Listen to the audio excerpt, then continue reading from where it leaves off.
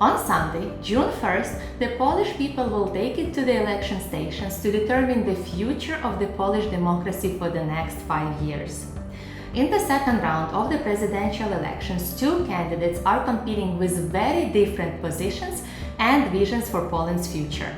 Rafał Trzaskowski, a liberal mayor of Warsaw, is running against national conservative Karol Nawrocki, a member of Law and Justice Party. In the first round of elections, Trzaskowski was leading by only 2%, showing a very low margin of difference and the possibility of the voters from the third and fourth candidates to make a difference. Trzaskowski was already running for the president in the previous term against the currently sitting Andrzej Duda, however came up short.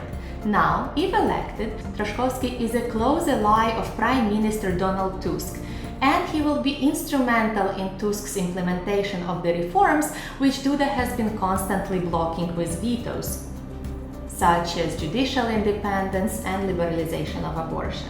On the other hand, Nawrocki, if elected, will undermine Tusk's coalition and potentially bring the government in the gridlock. On the other hand, on the issue of foreign policy, both candidates seem to agree. They believe that Poland should be spending 5% of its GDP on defense, currently the highest among the NATO countries, as a way of deterrence against the Russian invasion. They both believe that transatlantic relations are the key to Polish security, however they differ on the means how to achieve that. Trzaskowski, a former member of the European Parliament, is pushing for deeper European integration and tries to build a Franco-German coalition with Poland that Tusk was having between 2014 and 2019 when he was the president of the European Council.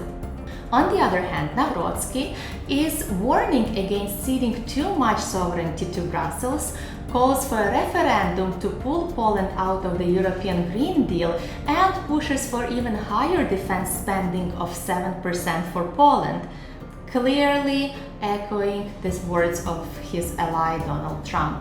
Last week, in the Romanian presidential election, a pro-European candidate, Nicu Sordan, won the seat, slowly calming Brussels down against its raising concerns over the far-right party's influence in Europe.